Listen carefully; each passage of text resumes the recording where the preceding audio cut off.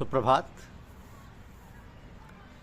ज्ञान की खोज, ये हमारी आज की आध्यात्मिक चर्चा का विषय। ज्ञान की खोज। एक बार जंगल में एक गरीब लकड़हारा लकड़ियां काट रहा था। उसे वहां एक साधु मिला। साधु कुछ देर के लिए लकड़हारे को देखता रहा, फिर बोला, यदि तुम जंगल में और आगे बढ़ जाओ तो तुम्हें काफी लाभ होगा। अगले दिन साधु की सलाह के अनुसार लकड़हारा जंगल में और आगे गया। उसने वह चंदन का वृक्ष देखा। यह देखकर वह बहुत प्रसन्न हुआ। उसने जितनी उठा सकता था उतनी लकड़ी काटी और उसे अच्छे दाम पर बेचा। अगले दिन वो जंगल में आगे गया, क्योंकि साधु ने उसे नित्य आगे बढ़ते रहने को कहा था। तो लकड़हारा जब चंदन के वृक्ष के आगे गया तो उसे तांबे की खान मिली। लकड़हारा जितना तांबा उठा सकता था उठा कर ले आया। उसे बेचकर उसने बहुत सा धन कमाया। तीसरे दिन वो तांबे की खान से भी आगे निकल गया। साधु ने उसे आगे बढ़ते रहने को तो कहा ही था। तो अब की बार आगे जाने पर उसे एक चांदी की खान मिली। इस बार वो जितना उठा सकता था उतनी चांदी उठा लाया और उसको बेचकर धन कमाया। इसी प्रकार प्रतिदिन आगे बढ़ जाने पर क्रम से सोने और हीरे की खानें मिली। तो शीघ्र ही वो लकड़हारा बहुत धनवान हो गया। सारांश है कि मनुष्य को ज्ञान की खोज में रुकना नहीं चाहिए। नित्य आगे और आगे ही बढ़ते रहना चाहिए, क्योंकि आशा और तृष्णा तो सभी में होती है। आशा तृष्णा सभी में होती है, लेकिन मकसद अगर ज्ञान प्राप्त करने का है तो खोज करते रहिए, ज्ञान प्राप्त हो। सम्राट अकबर के शासनकाल में दिल्ली के निकट एक जंगल में एक फकीर रहता था। प्रतिदिन बहुत से लोग मानसिक शांति के लिए प्रवचन सुनने उसके पास आते, परंतु उसके पास अपने भक्तों के आतिथ्य सत्कार के लिए कुछ नहीं था। उसने स्वयं बादशाह के पास जाकर मदद मांगने का निश्चय किया। जब वो शाही दरबार में पहुंचा तो उसने देखा कि बादशाह अकबर नमाज पढ़ रहा है।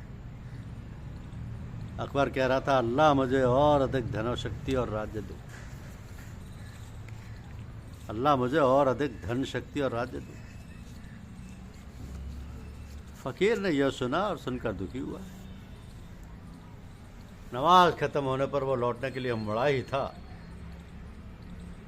कि बादशाह की नजर उस पर पड़ गई। उसने उसे रोक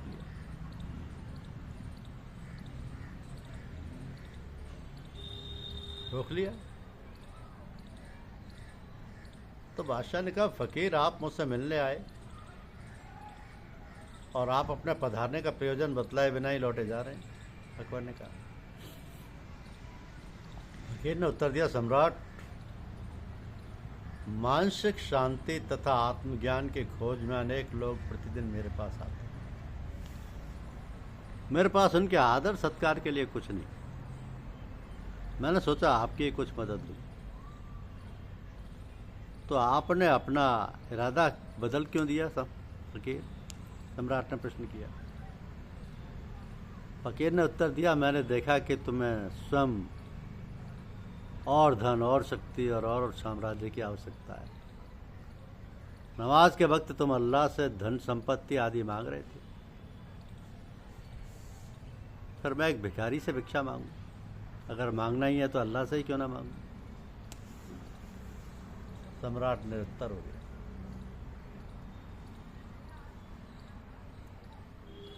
फकीरों की सोच धन संग्रह की नहीं होती। हद तपे जो औलिया, अनहद तपे सो पीर। हद अनहद दोनों तपे सो कहलाए फकीर।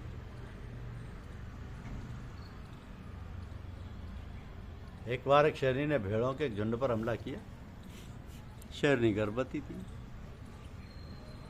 तो जैसे ही वो भेड़ों पर उछली उसके प्रसव हो गया, परंतु प्रसव पीड़ा के कारण वो जीवित ना रह सकी। उसका बच्चा बच गया और भेड़ों के झुंड में ही रह गया। अब वह भेड़ों के रेवड़ के साथ ही बड़ा हुआ। उसकी आदतें और व्यवहार भेड़ों की तरह हो गए।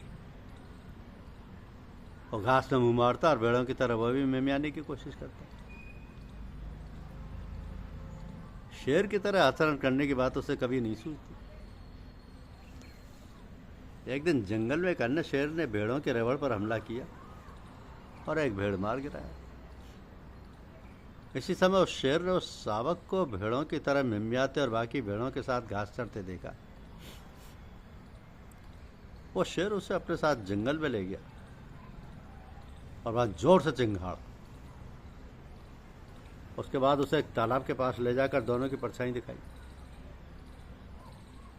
तब बड़े शेर ने भेड़ों की तरह रहने वाले उस शावक से कहा, देखो तुम भी मेरी तरह शेर हो, तुम बोला भेड़ों की तरह क्यों मिमियाते और डरते हो। तब उसने उसे मांस का एक टुकड़ा खाने के लिए दिया। उसे हिचकिचाते देखकर उसने वो टुकड़ा जबरदस्ती उसके मुंह में डाल दिया और डांटते हुए बोला, खाओ इसे। छोटा शेर मांस खाने लगा। उसे वो बहुत स्वादिष्ट लगा। उसने और मांगा। कुछ ही दिनों में वो पशुओं का शिकार करने लगा। अब बड़े शेर ने कहा, अब तो तुम्हें यकीन होगा कि हम दोनों एक हैं। हाँ, छोटा शेर बोला। अब वो एकदम निडर हो गया और आगे बोला, आपने मेरी आंखें खोल दी। मैं अब जानता हूं कि मैं शेर हूं। इसके बाद वे दोनों शिकार की तलाश में जंगल की ओर चल दिए। इसी प्रकार गुरु मार्गदर्शन करता है। वही उसे बताता है कि वे दोनों एक ही ईश्वर के प्रकाश पुंज के अंश हैं, एक ही ईश्वर की संतान है। धन्यवाद। यूट्यूब चैनल को लाइक और सब्सक्राइब अवश्य कीजिए। शुक्रिया।